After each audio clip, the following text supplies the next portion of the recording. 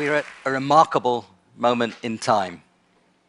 We face, over the next 2 decades, 2 fundamental transformations that will determine whether the next 100 years is the best of centuries or the worst of centuries.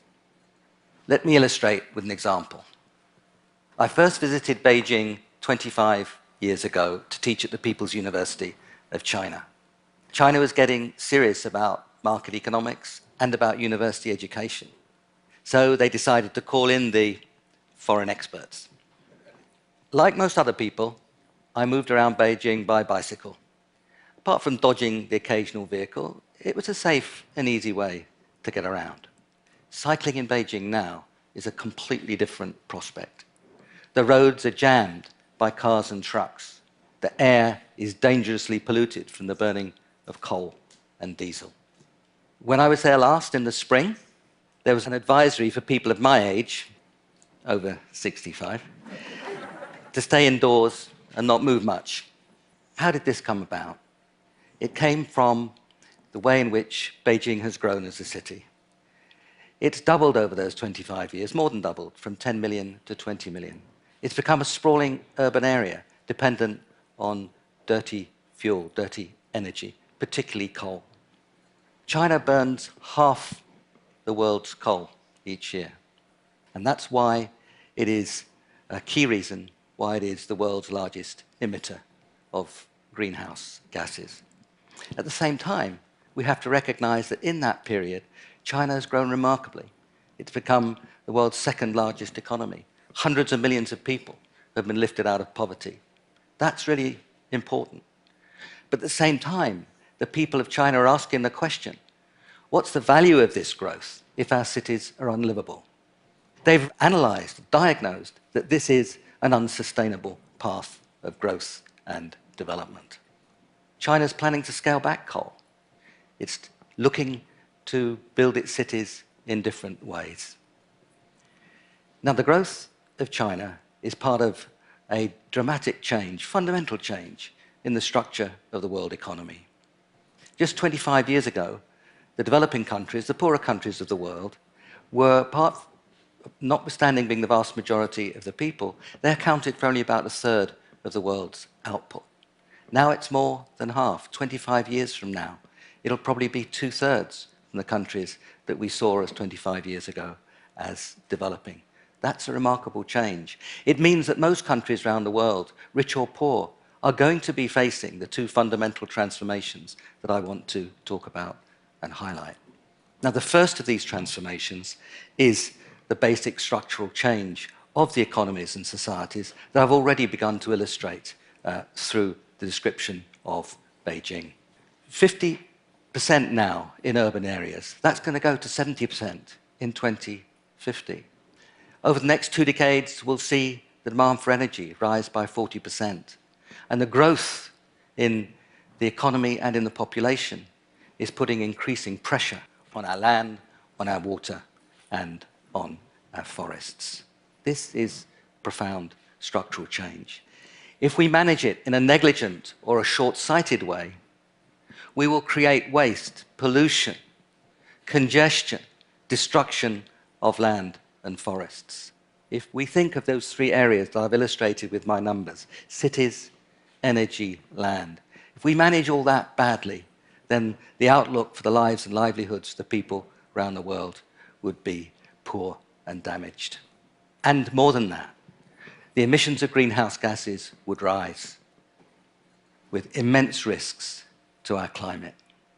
Concentrations of greenhouse gases in the atmosphere are already higher than they've been for millions of years. If we go on increasing those concentrations, we risk temperatures over the next century or so that we have not seen on this planet for tens of millions of years.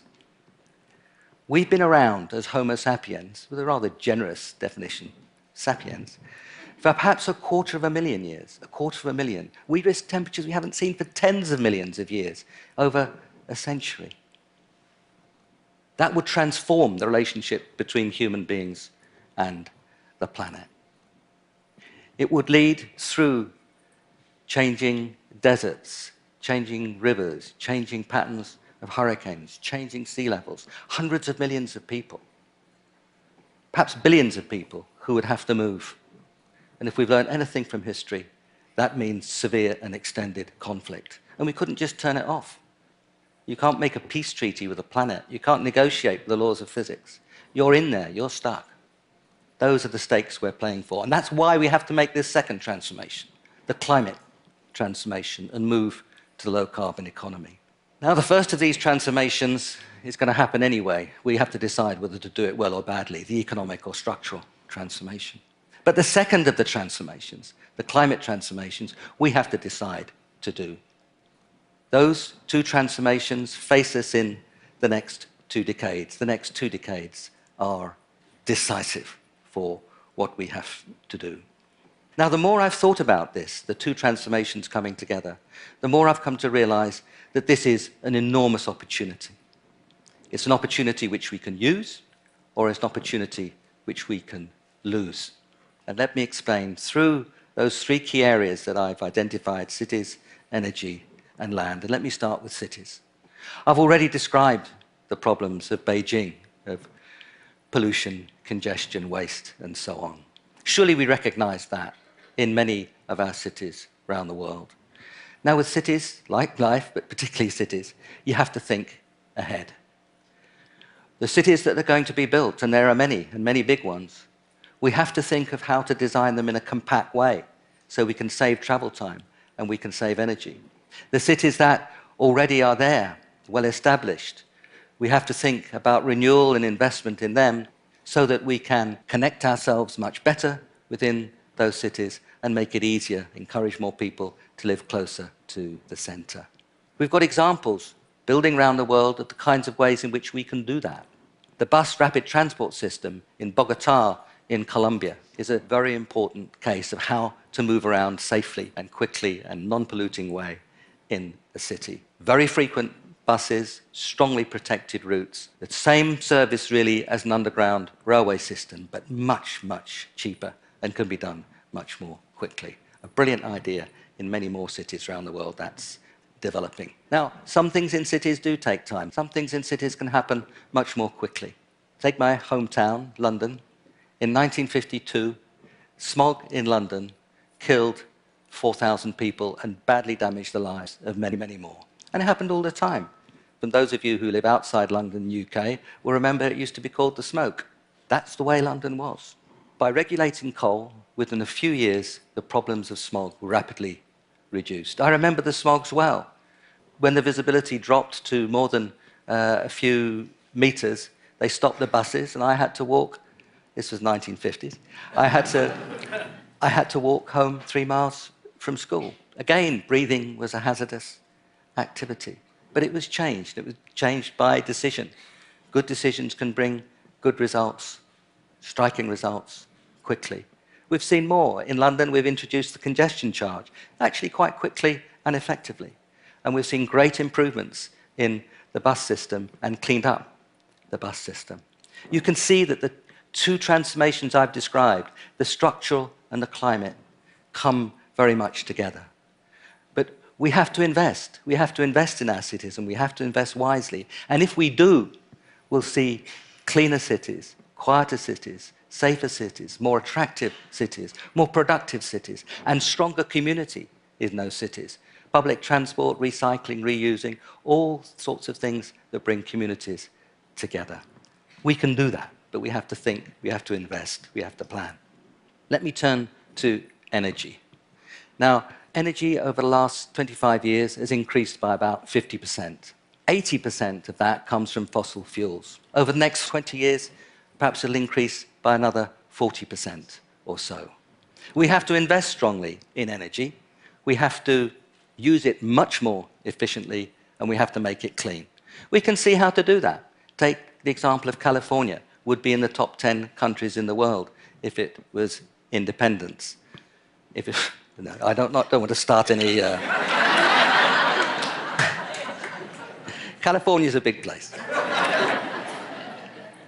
In the next 5 or 6 years, they will likely move from around 20% in renewables, wind, solar, and so on, to over 33%.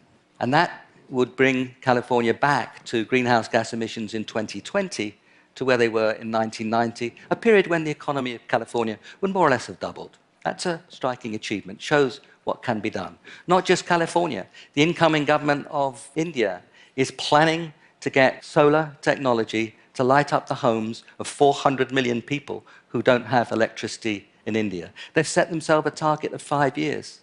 I think they've got a good chance of doing that. We'll see. But what you're seeing now is people moving much more quickly. 400 million, more than the population of the United States. Those are the kinds of ambitions now people are setting themselves in terms of rapidity of change. Again, you can see good decisions can bring quick results, and those two transformations, the economy and the structure, and the climate, the low carbon, are intimately intertwined. Do the first one well, the structural, the second one on the climate becomes much easier. Look at land. Land, and particularly forests.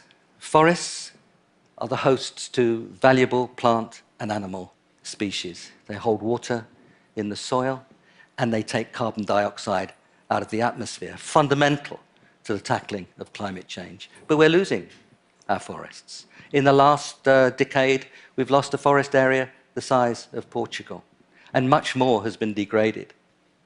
But we're already seeing that we can do so much about that. We can recognize the problem, but we can also understand how to tackle it.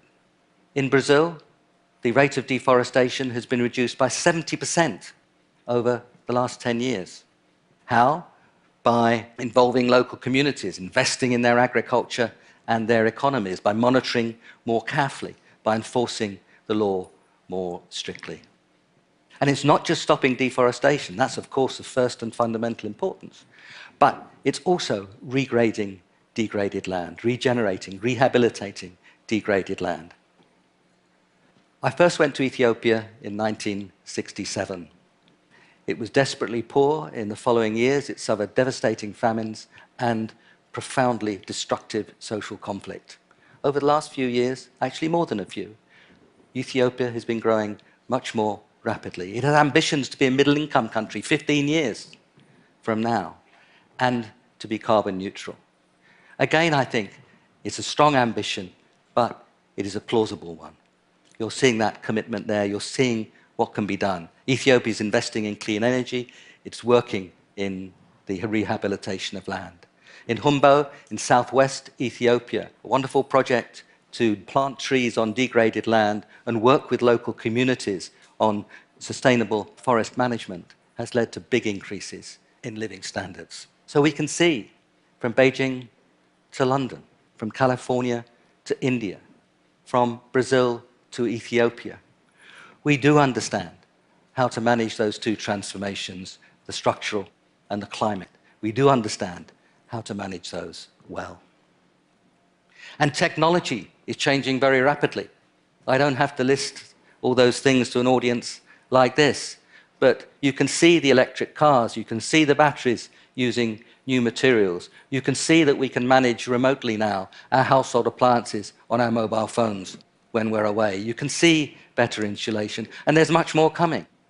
But, and it's a big but, the world as a whole is moving far too slowly. We're not cutting emissions in the way we should. We're not managing those structural transformations as we can. The depth of understanding of the immense risks of climate change are not there yet. The depth of understanding of the attractiveness of what we can do is not there yet. We need political pressure to build. We need leaders to step up. We can have better growth, better climate, a better world.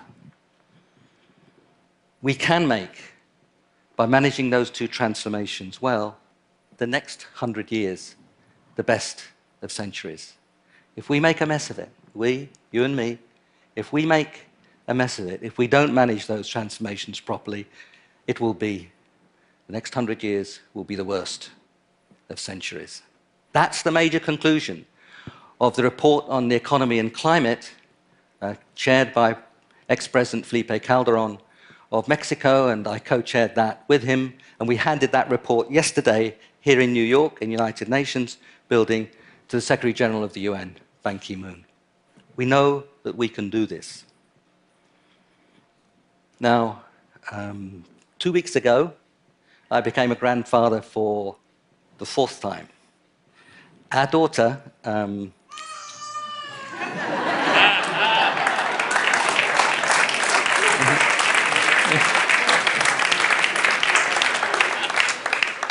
our daughter gave birth to Rosa here in New York 2 weeks ago. Here are Helen and Rosa.